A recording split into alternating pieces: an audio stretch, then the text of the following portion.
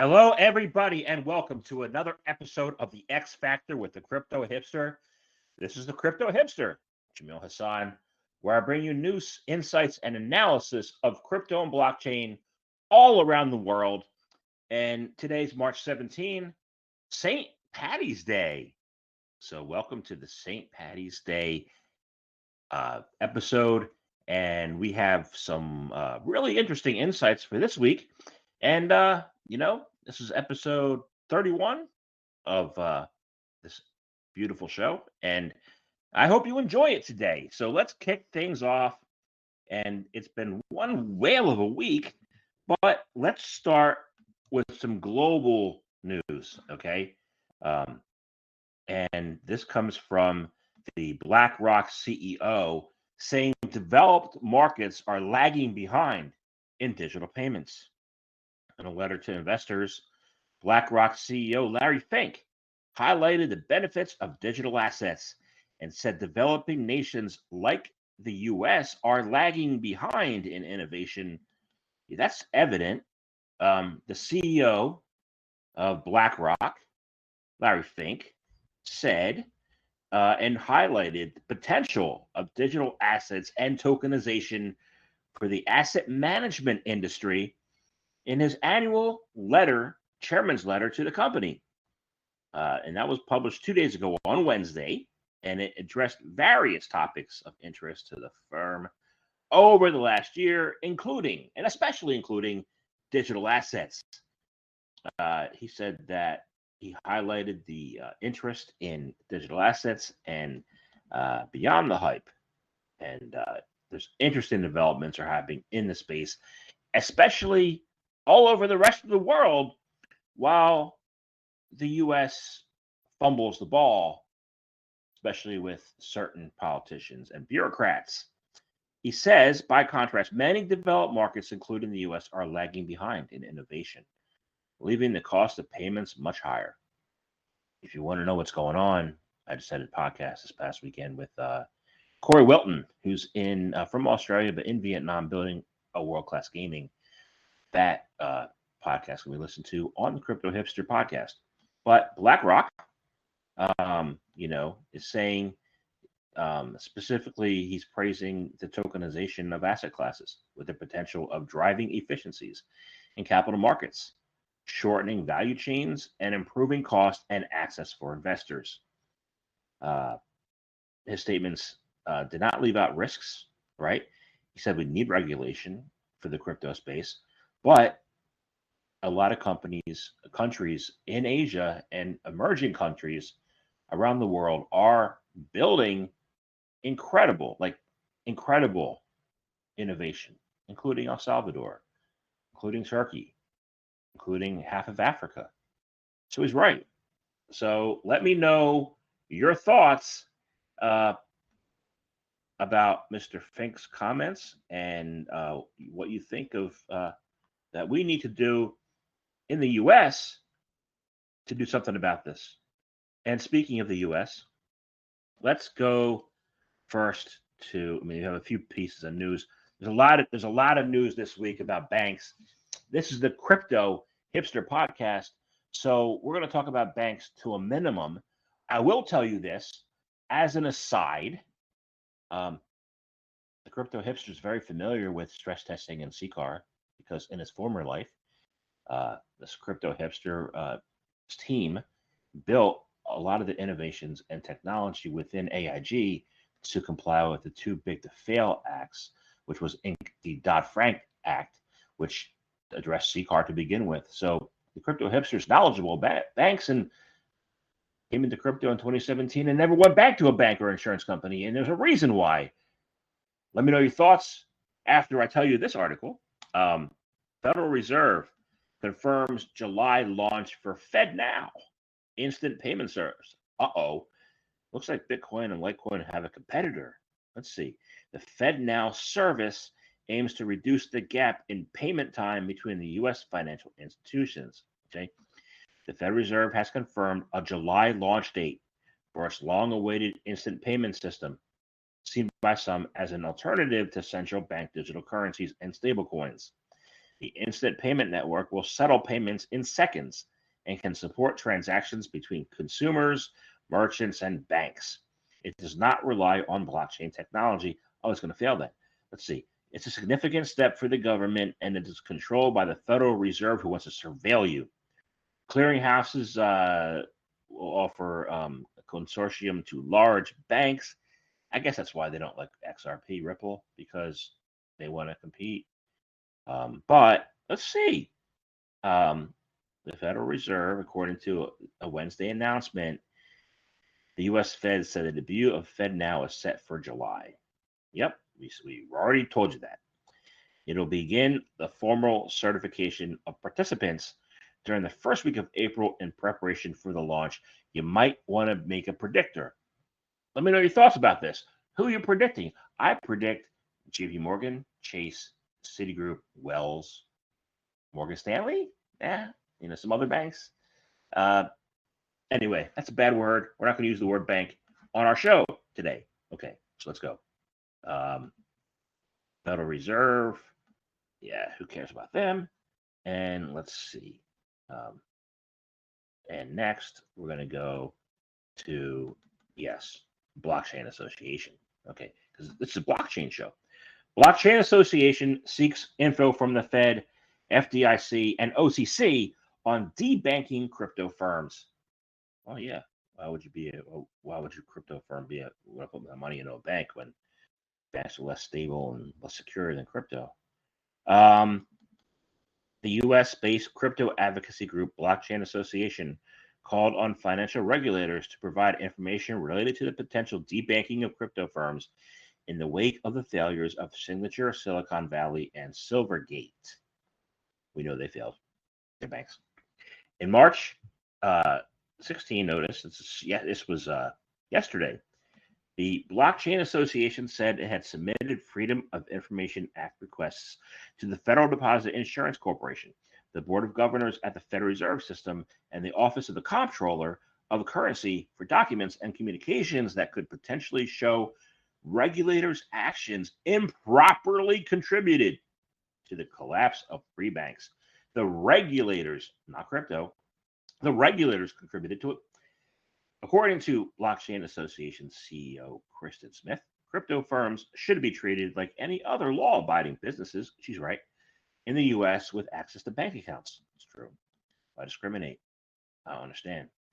BA is investigating troubling allegations, including account closures and refusal to open new accounts, which have grown more concerning in the wake of this week's crisis, said the association. A crisis that long-term crypto opponents have rushed to blame incorrectly on the technology. When you don't understand something, you blame something. For example, I don't understand why certain senators have been voted by the people. But when I see people with different license plates coming into my state from maybe the state north of me, going 25 miles per hour in the left-hand lane of the highway, where the minimum is 40 and the max is whatever you want to go, then actually 55, 65. Then I wonder, if you can't drive, should you be able to vote? And, that's a question. And let me know your thoughts on that. Okay. So I said I wasn't going to talk about banks much in the U.S., but, I'm going to have to bring up one more in the U.S. And this is a comment by Kathy Wood, okay, ARK Invest. She says, crypto acted as a safe haven amid SVB and Signature bank runs. Let's see what she says here. Amid all the chaos around multiple bank runs in the U.S., Kathy Wood, CEO of ARK Invest, said cryptocurrencies acted as a safe haven amid the ongoing banking crisis in the United States. She blamed the recent downfall of the likes of Silicon Valley Bank, Signature, and others on the Fed's policy failure. That's more likely. Cryptocurrency prices, have increased this week and been doing okay. Bitcoin right now, as I record this, shows over $25,000, which is, good. In a Twitter thread, on yesterday, March 16, Thursday, Wood criticized the Federal Reserve's inability to avert bank runs, despite all the signs being there. She said she was baffled that banks and regulators could not convince the Fed that disaster loomed. Maybe because they don't know CCAR. I don't know. Uh, she argued that the Fed policy was the primary culprit for the ongoing banking crisis due to a venture capital funding drought. She says crypto did not force SVB and Signature into bankruptcy. In my view, Fed policy was the primary culprit.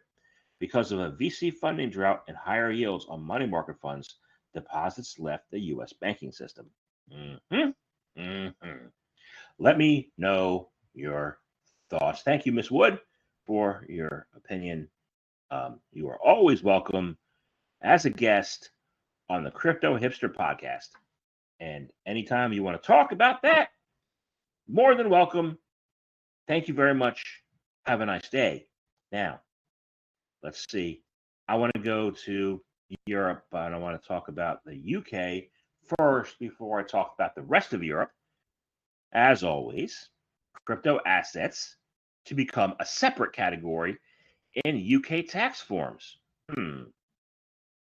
As the United Kingdom gradually develops its own comprehensive crypto framework, His Majesty's Treasury is introducing a separate category for crypto assets in tax return forms. The particular line should appear in tax forms in 2024 to 2025.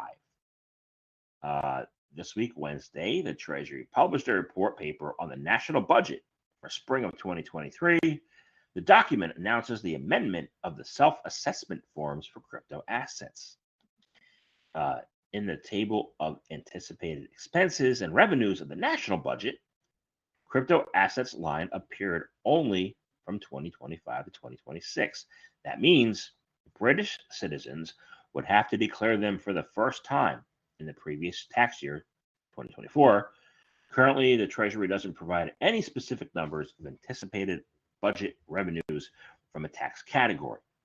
Okay, well, you know what? They're thinking about it. The U.S. has been taxing all along. I have paid my taxes all along as a good law-abiding citizen, and I can't say that about certain politicians or bureaucrats. Now, can I? Let's see. Let's go to European Parliament now. The European Parliament votes to form a final law on the EU digital wallet. Okay. So European lawmakers are moving forward with the introduction of a European Union-wide digital wallet by passing a plenary vote on moving the initiative to interinstitutional negotiations. Let's see, the Parliament voted in favor of negotiating mandate for talks with the EU member states on a revision of the new European Digital Identity Framework, EID. The plenary vote resulted in 418 votes in favor and 103 against, because it's always going to be the senators, and 24 abstentions because people were taking a nap. Following the plenary's endorsement, the EU Council is now ready to start the discussions in the final form of the legislation immediately, the lawmaker said. Parliament's position during the negotiations will be based on the amendments adopted in the Industry, Research, and Energy Committee in February next year. So, or they just did it, whatever. As previously reported, the ITRE, which was the Industry, Research, and Energy Committee, included the standard of zero knowledge proofs in the EID amendments, intending to allow EU citizens to fully control their identity data. Awesome. I'd rather be in control of my identity data than have Facebook or Twitter or Google be in charge of telling me who I am. And let me know your thoughts. Do you like being told who you are? Or do you like to decide who you are and then tell the world? Very different point of view. You know, let me know your thoughts on that. Okay, so we are going to go to uh, Switzerland. Okay, Swiss Bankers Associate. There's that bad word again, bank. Swiss Bankers Association proposes deposit tokens to develop digital economy. Okay, that sounds promising. Let's go. The Swiss Bankers Association released a white paper on how Swiss banks can support the development of the country's digital economy. A Swiss franc joint deposit token is a solution the group settled on. Now let's explore what this word joint means. So we're talking about Europe. So stablecoins have limited penetration in the Swiss financial system, even as end-to-end digitization is becoming more common in business models, and no Swiss stablecoins are accessible by the general public. The authors of a paper suggest a variety of stablecoins, that is, a deposit token issued by regulated and adequately supervised intermediaries, issued and redeemed by smart contracts, and denominated in Swiss francs. The token could be designed as a ledger-based security rather than a set of instructions to provide it with the greatest potential. The paper identifies 3 design options for a deposit token. 1, standardized tokens that any commercial bank can issue with a uniform standard. Color tokens that are issued by commercial banks to any standards if they choose. And joint tokens that are issued by a licensed and supervised special purpose vehicle consisting of participating banks. The authors prefer the last choice. That's why they call it joint. They're smoking a joint. Let's see. Let me know your thoughts. If banks should be issuing crypto. Okay. So let's go to Russia. Okay. There's Russia. A lot of it's in Asia, but some of it's in Europe. Blockchain is the answer to Russia's settlement issues, the banking executive says. The adoption of blockchain is the right direction for Russia to solve its current settlement issues, according to an executive at Russia's largest bank, Sberbank.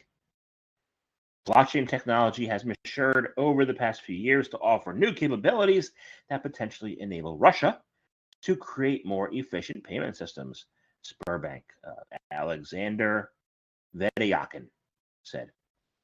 On Tuesday, he said he took part in the meeting of Russia's Federation Council on the Budget and Financial Markets Committee, highlighting the promising future of blockchain in Russia. And according to him, the distributed ledger technology is a great foundation for a new payment system due to its decentralized nature and privacy-enabling features. Yeah. Okay. So he's right. And let me know your thoughts. Blockchain is available all around the world in different countries, despite their, political actions. So, let me know your thought. Is he right? And let's go to Asia. All right. So, the first place we're going to go with is Southeast Asia.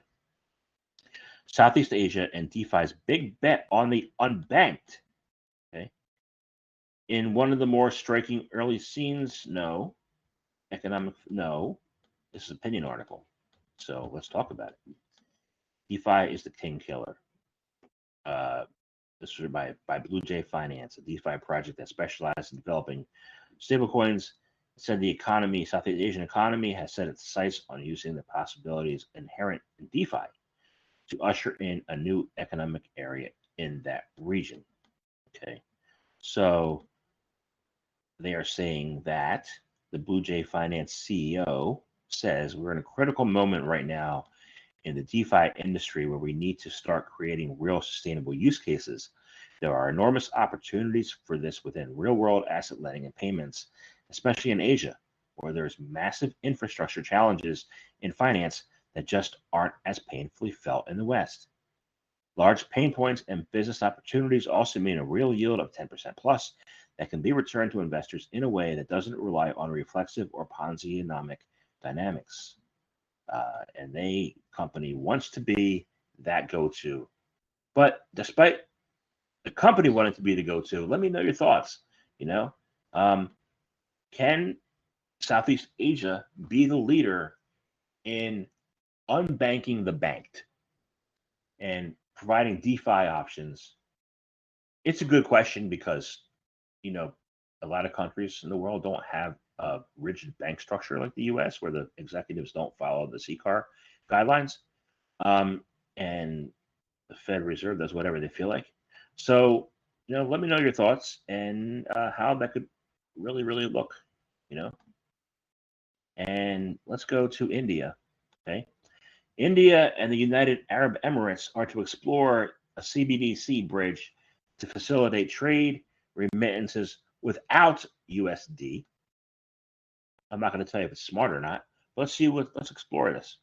The Reserve Bank of India, RBI, and the Central Bank of the UAE announced on Wednesday they had signed a memorandum of understanding on collaboration and innovation in financial services. That's always baffled me. Does a memo of understanding means that you understand? Or does it mean that you agree that you're going to work together to understand? I don't know. The parties will be particularly concentrate on the central bank digital currency interoperability and will develop a proof of concept and pilot program for a CBDC bridge to facilitate remittances and trade. They noted that such a bridge would reduce costs, increase the efficiency of transactions, and strengthen economic ties. Indian and UAE banking officials held talks in February on a rupee dirham payment system using correspondent banks. That system has been under development for a year, and the countries currently use US dollars to settle payments, but they want to move away from the US dollars, probably because the banking system is, I don't know, needs help in the US. I don't know. They're looking for safety and security here. So let's go to, let's see, let's go to the Middle East. Yeah. Let's go to the Middle East first. Then we'll go down under. Okay. So CBDCs could provide smooth cross-border payments, says Bank of Israel official. All right.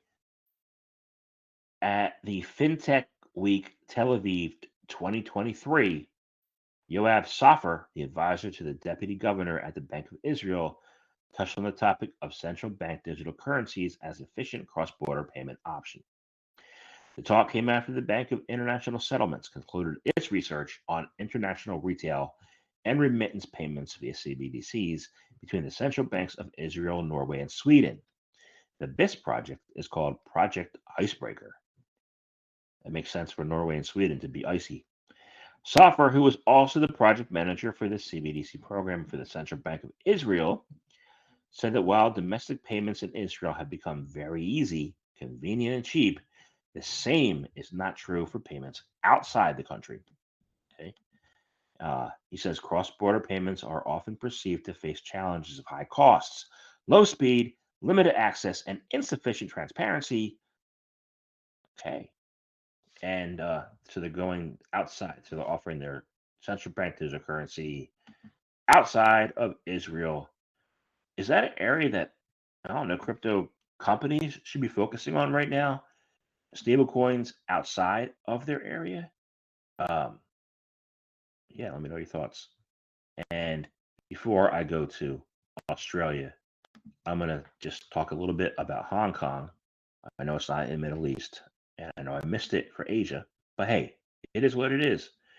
So, Hong Kong Securities and Futures Commission greenlights Signum Digital to offer security tokens in the city after inviting applications for virtual asset trading licenses.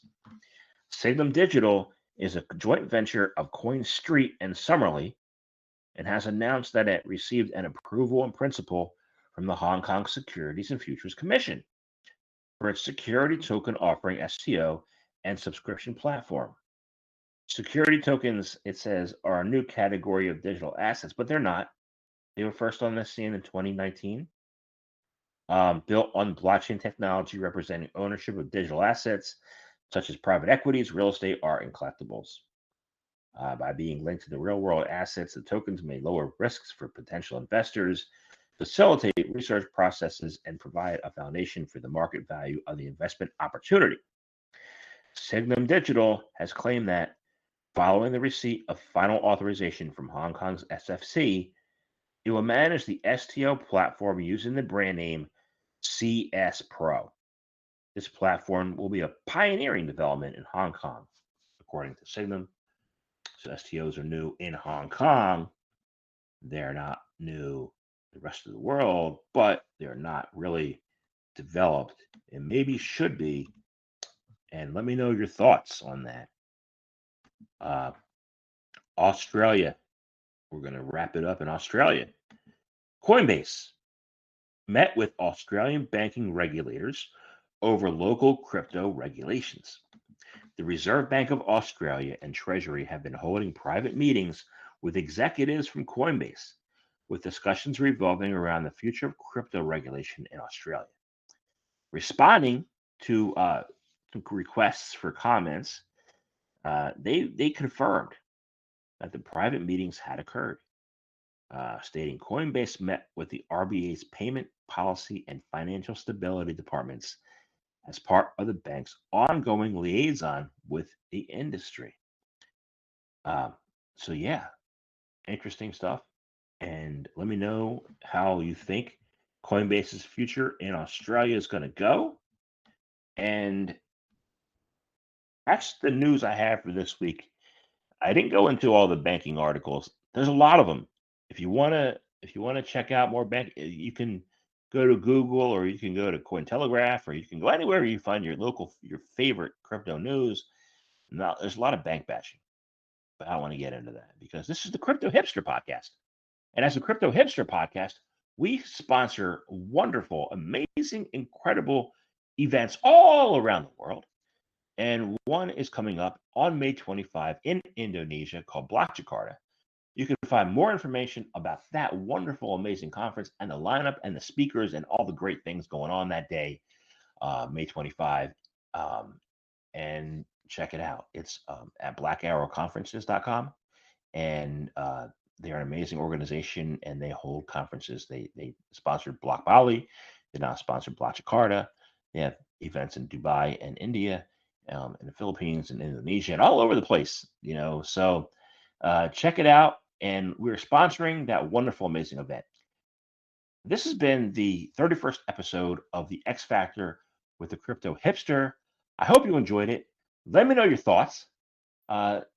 Reach out. Feel free to reach out to me on Twitter, Crypto Hipster, on Instagram, Crypto Hipster, on LinkedIn, Jamil Hasan on LinkedIn, and on Facebook, it's the Crypto Hipster Talks Generation X and crypto. And yeah, so thank you very much for joining me this week. It's been an amazing time sharing with you, and I wish everybody a wonderful and happy St. Patty's Day.